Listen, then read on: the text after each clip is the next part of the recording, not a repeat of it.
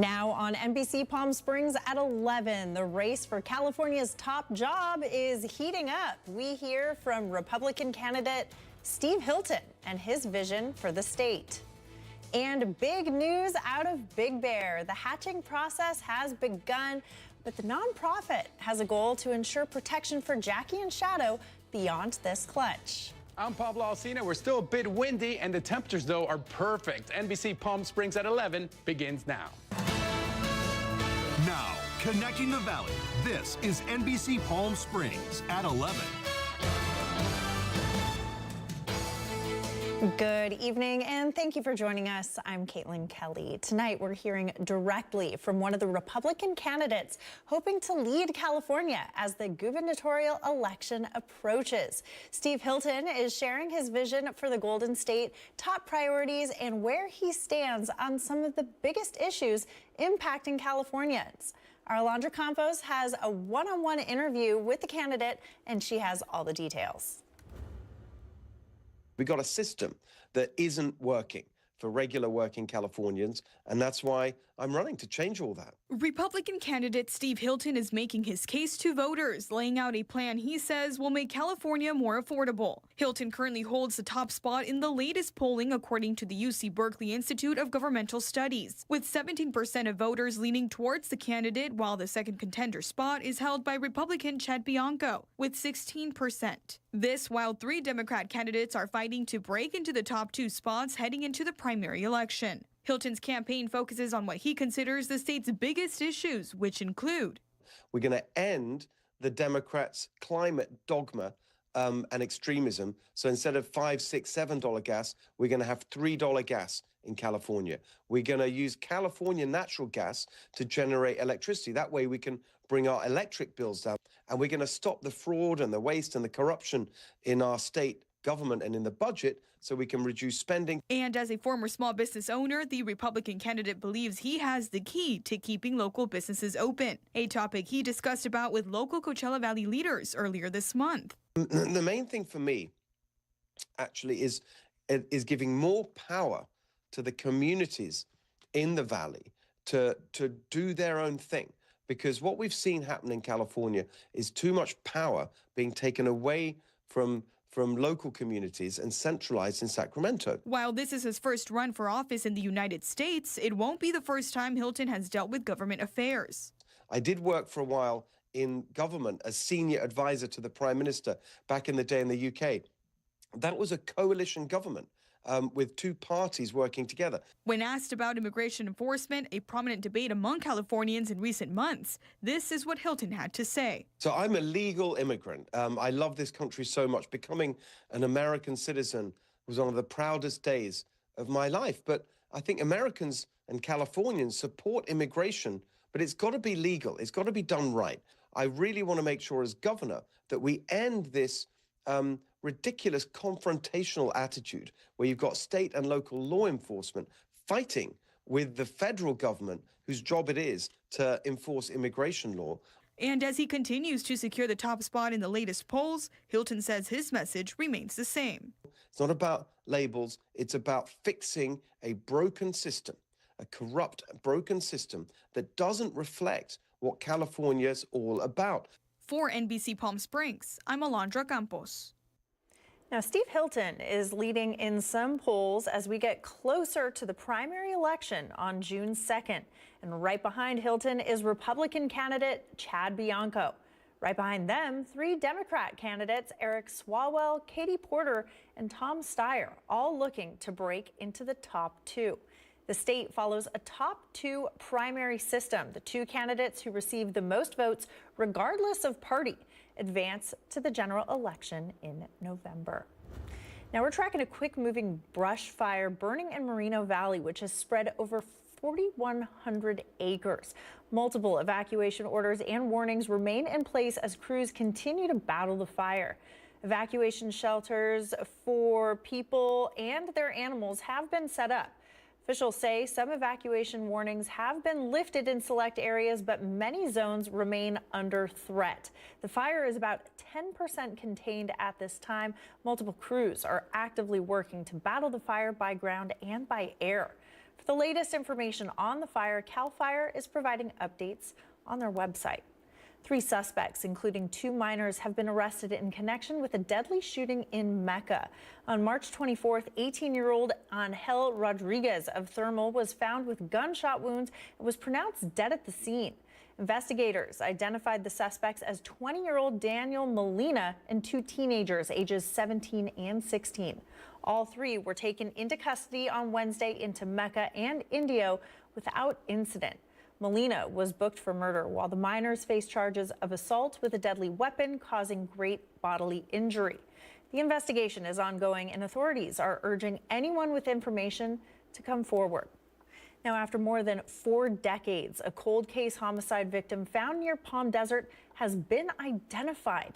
29-year-old Victoria Hargrove of Alabama was found in a ravine off of Highway 74 in 1980. Officials used advanced DNA technology to make the discovery earlier this year. Hargrove was reported missing in 1980, but until now, her case remained unsolved. Authorities are asking anyone with information about her death or how she ended up in California to come forward. Let's take a quick break from the headlines and take a live look outside from our Agua Caliente casino camera. This looks like Ranch Mirage. Glad to see that wind has died down. We're going to head things over into our weather center for Pablo Alsina. Happy Friday. I am Pablo Alsina. Like The Cure saying, it's Friday, and I am in love with these temperatures, especially this weekend. They're going to heat up, but they're still going to be perfect between 88 and 92 degrees on Saturday. Gorgeous day to be outside, get your exercise on. Also, even if you see clouds, absolutely no rain in those clouds. But in my 7-day forecast, I'll let you know which day next week we might see a little sprinkle, a little shower here and there. The dew points all day. I wanted to flash back to earlier today. Look at this, just 8 degrees at 8 p.m. By 10 p.m., just 10 degrees. So it was gorgeous. It felt very cool, not heavy at all. And tomorrow should be almost the same. But it is windy. Currently 23-mile-per-hour winds in Palm Springs, 22 in Whitewater. Cabazon also seeing lots of wind. Now, we had a wind advisory earlier in the week, so the wind's not that strong right now, but it's still kind of windy, so be safe out there. And our 3-day comfort air forecast, look how perfect. This is perfection right here. Slightly cloudy on Saturday, temperatures at 91 degrees. Sunday and Monday, we're going to heat up to those mid-90s, but that's still so much better than those 108-degree heat days that we saw just 2 weeks ago. So we are loving this, but of course, the 80s are gone. However, in my 7-day forecast, guess what? The 80s will be back. Keep it here on NBC Palm Springs. The Augustine Band of Cahuilla Indians has awarded a $20,000 grant to help expand youth sports access in the Coachella Valley. The funding will support Gear It Forward, a nonprofit that provides sports equipment and covers fees for families in need. Officials say the money will help launch a new one-on-one coaching and youth development program across multiple sports. We went through this, 3-week process with them of getting all of our documents together, showing them everything that we, want to do for, this nonprofit and for Coachella Valley kids. And they gave us the yes. And we were just, oh my gosh, it was surreal. Yes, it was exciting. The organization also plans to expand outreach efforts throughout the region. Leaders say the goal is to help more kids stay active while building confidence on and off the field. Now, local animal shelters are still facing serious overcrowding issues, even as officials report some progress. Dogs are packed into kennels and tough decisions are still being made. Now, there's a push for the community to step in and help at one shelter in particular. NBC Palm Springs' Mary Strong has the latest from yesterday's Coachella Valley Animal Campus meeting. There's some encouraging news when it comes to animal welfare here in the Coachella Valley, but it comes with a reality check. At Thursday's Coachella Valley Animal Campus Commission meeting, county leaders shared an update on their ongoing push to become a no-kill county. While we usually hear numbers for all of Riverside County, this time the focus was right here at home. Consultant Kristen Hossing compared data from 2023 to now and says there's been real progress, especially when it comes to reducing euthanasia rates due to lack of space. She says the numbers are moving in the right direction. They're currently at 88% for dogs and 79% for cats, with 90% as the benchmark to be considered no kill. But Hassan says those numbers still aren't consistent enough to sustain that status. We had a great first 2 months, but we are laser focused on what's coming. While things are improving in the valley, the situation in other parts of the county is still tough. Hassan highlighting major overcrowding at the San Jacinto shelter, describing kennels with 4 to 5 dogs each. She says many of those dogs are small breeds and even purebreds, comparing the scene to walking into a pet store. The heartbreaking part is these are all very highly adoptable pets. They get along with other dogs, they're friendly with everyone, and for no fault of their own, they're sitting there. Hassan says if you're thinking about adopting or even fostering temporarily, to consider the San Jacinto location specifically. It's more remote and the dogs and cats simply aren't getting the visibility they need. Thursday's meeting was quieter than usual, with several key leaders absent, including Riverside Animal Services Director Mary Martin, Supervisor Manuel Perez, and Chair Nancy Ross. I've reached out to Director Martin to schedule an interview and get a broader update on the county's progress, especially after recent staffing increases. That conversation is expected later this month. The next Animal Commission meeting is scheduled for June 4th in Indio. For NBC Palm Springs, I'm Mary Strong. Back to you. An exciting morning in Big Bear. One of Jackie and Shadow's eggs has started to hatch. And while all eyes are on the nest, the nonprofit that operates the live stream camera is pushing a bigger conservation effort. Our Brett Rosen with our friends of the Big Bear Valley, and he has that story. This morning up in Big Bear, there was life showing up inside the nest of the beloved bald eagles Jackie and Shadow. An egg has started to crack open. And now more than ever, environmental groups like the Friends of Big Bear Valley are pushing to buy the private land Jackie and Shadow nest on to preserve it. They are teaming up with the nonprofit San Bernardino Mountains Land Trust and need to buy the $10 million land before July 31st. It is a key area that Jackie and Shadow rely on, especially during their nesting season when they are incubating eggs and caring for chicks. Preserving the land that Jackie and Shadow nest on is not just something that the nonprofit groups believe in, but locals around the valley who love the bald eagles and their story say they want to see the land not be developed on too. I mean, we need to have diversity in our wildlife, and we need to have beauty in it. And to have both of those being supported by ordinary citizens would be a wonderful thing. Whoever buys this property preserves it for whatever future generations of bald eagles are going to be birthed there. They're really protecting the birds out there, you know, because there's not that many of them. The group, since trying to raise the $10 million since February, say they have already received $1.6 million in donations and say no matter what, they will find a way to preserve that area. Failure is not an option. We will take what we've raised and put it towards a financing option. We will buy the land.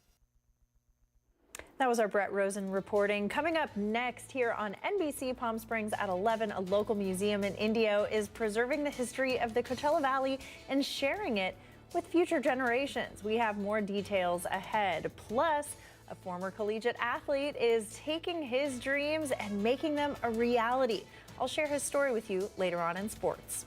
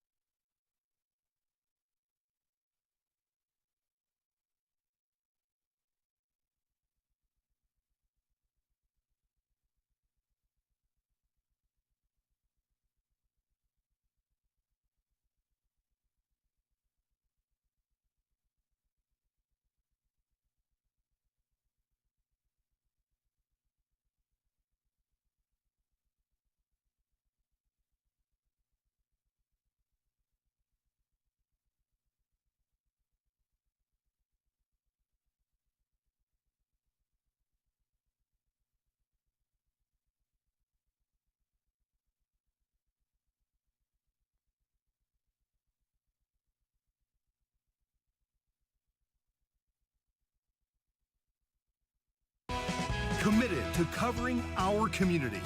You're watching NBC Palm Springs at 11. Well, welcome back. One of Broadway's most successful producers spent the afternoon connecting with local theater fans here in the desert. Tony Award winner Hunter Arnold headlined a special event at the Lakes Country Club. He is the producer behind smash hits like Hadestown, Dear Evan Hansen, Kinky Boots, and Moulin Rouge the Musical. The event featured a moderated conversation offering behind-the-scenes insight into Broadway, along with a live Q&A with attendees. The event comes as Hadestown, the 8-time Tony Award-winning musical, plays at the McCallum Theater through the weekend. I think we're just here trying to support the local arts-loving community and try to teach people how to make the arts a durable, investable part of culture going forward. We think that the theater is such an important part of this process, and so we're happy to share our story with as many people as are interested. For tickets, you can go to the McCallum Theater website. The musical will run through April 5th. Now, NBC Palm Springs is uncovering the roots of our desert. The Coachella Valley History Museum showcases the stories, schools, and milestones that shaped our community. And Archive Beach has the story on how this museum is helping people learn from the past while inspiring the future. This is so important to our community because it is the story of where we all come from. Our desert is growing fast. And if you want to discover the stories of how it all began, visit the Coachella Valley History Museum. So this is one of my favorite spots in the museum. It's an old kitchen. It hasn't been touched. Marketing coordinator Sarah Romero calls it the hub for understanding how our community became what it is today. When people come, they discover how beautiful the grounds are, as well as some really important historical buildings and documents. Located in Indio, this museum offers a fascinating step back in time with historic artifacts, from one of the first schools and early medical milestones to major community achievements. We're always meeting the next generation of people who made an impact in the Coachella Valley. So for instance, there was one family who recently celebrated a celebration of life here, and just in conversation, we found out that their ancestor, maybe 2 or 3 generations back, had a hand in building the adobe house that sits on our campus that was built in 1926. Visitors can explore historic buildings, enjoy engaging exhibits, and take part in special events. We're looking at a 1901 flag. And this does not have the number of stars on it that we have on our flags today because it was created in 1901. So step inside the Coachella Valley History Museum and experience the past that shape our desert while inspiring the next generation of our community. I'm Kai Beach with NBC Palm Springs. We are taking a live look from our Agua Caliente casino camera in downtown Palm Springs. Meanwhile, Pablo Alsina has your full forecast coming up after the break.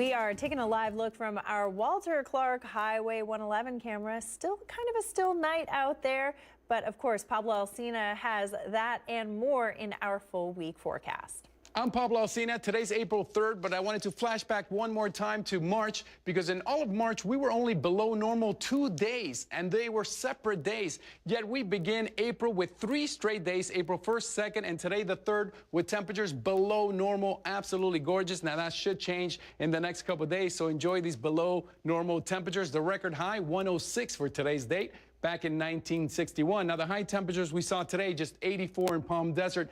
Indio, the hottest at 85, Palm Springs 82, so this is gorgeous. Joshua Tree with a high of 65, so if you were hiking in Joshua Tree, a sensational day to have done it. As far as the wind goes, we're still kind of windy. Now, Whitewater on Friday saw wind gusts between 30 and 39 miles an hour. The winds will die down some for them, between 20 and 29 for Saturday. Desert Hot Springs also had a windy Friday. It's going to go down, and south of the I-10, they're going to be seeing winds less than 10 miles an hour the rest of the weekend. Low temperatures for tonight, 64 in Palm Springs, 64 in Palm Desert. The moon almost looking full. It was full 2 days ago, but it still looks gorgeous. So go out there, look at the moon, look at the stars, get a little walk in late at night. It does wonders for your sleep. So I definitely recommend that. On our 7-day forecast, I wanted to spend more time on this because look, we're going to heat up to the mid-90s for Sunday and Monday, even a bit hotter on Tuesday and Wednesday. And quickly, this other front's going to come in. We're going to drop down to highs of 87. And then on Friday, as of now, we might be seeing rain and temperatures in the high 70s. How gorgeous after having all of March where we were above 95 for mostly the entire month. And today's Friday, so you know what you get. You get the Pablo spin because, oh yeah, I'm loving these temperatures and I'm loving being alive in the desert. Keep it here on NBC Palm Springs.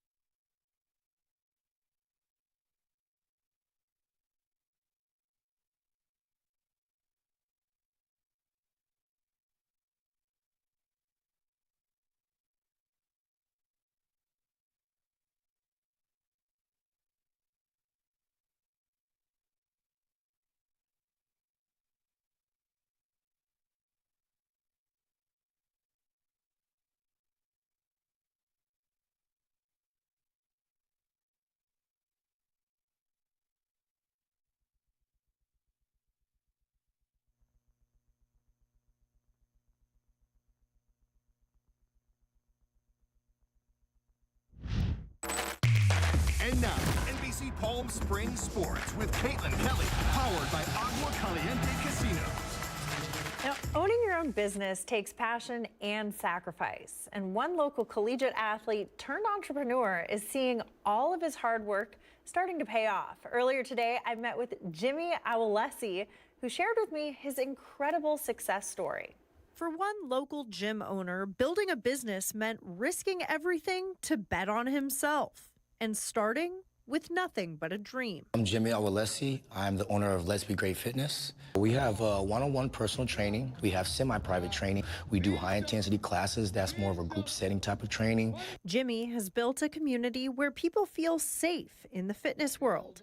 But his story here in the desert started long before the doors ever opened. I played sports my whole life. In college, I was a defensive back. I played at COD in 2011 to 2013. I got a scholarship to West Texas A&M.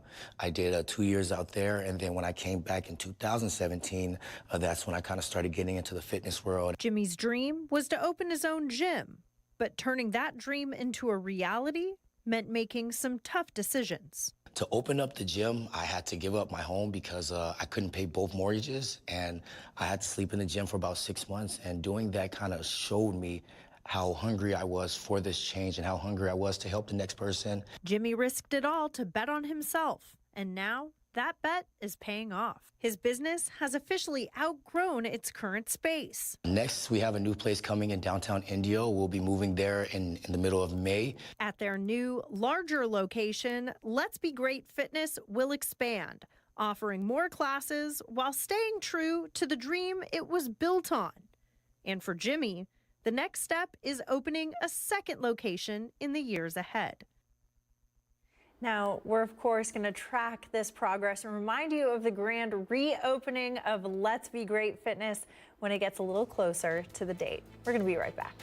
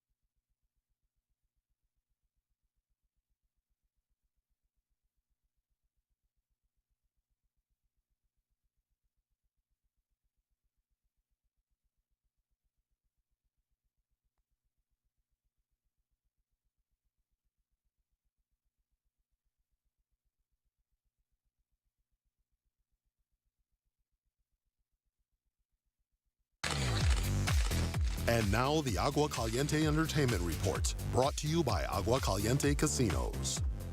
Festival goers at Coachella Music and Arts Festival will have a chance to watch the Season 3 premiere of Euphoria during a late-night screening.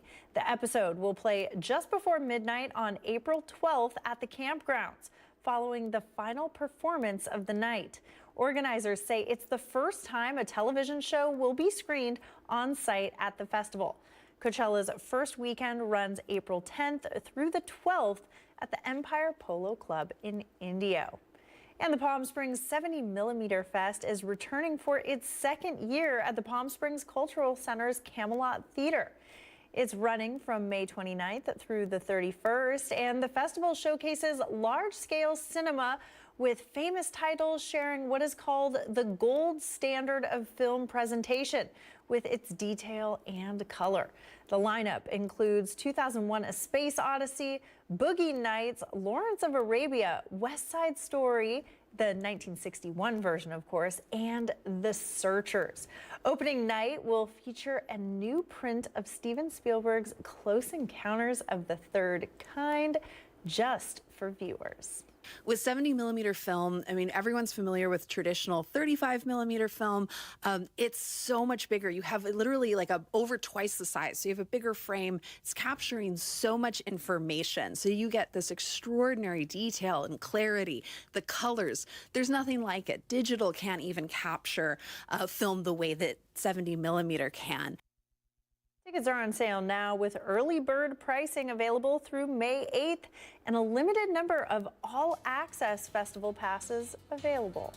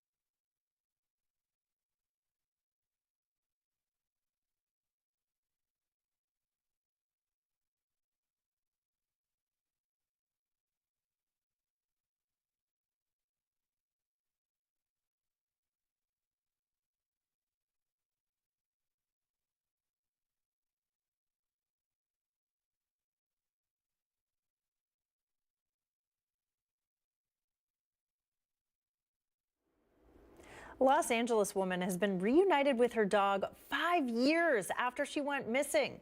Michelle Bluestone got a call from an Echo Park animal shelter saying they found her dog Lola. The Schnauzer mix disappeared back in 2021, but a recent microchip scan helped identify her, leading her to an emotional reunion. This is, of course, a great reminder to get your dogs microchipped and then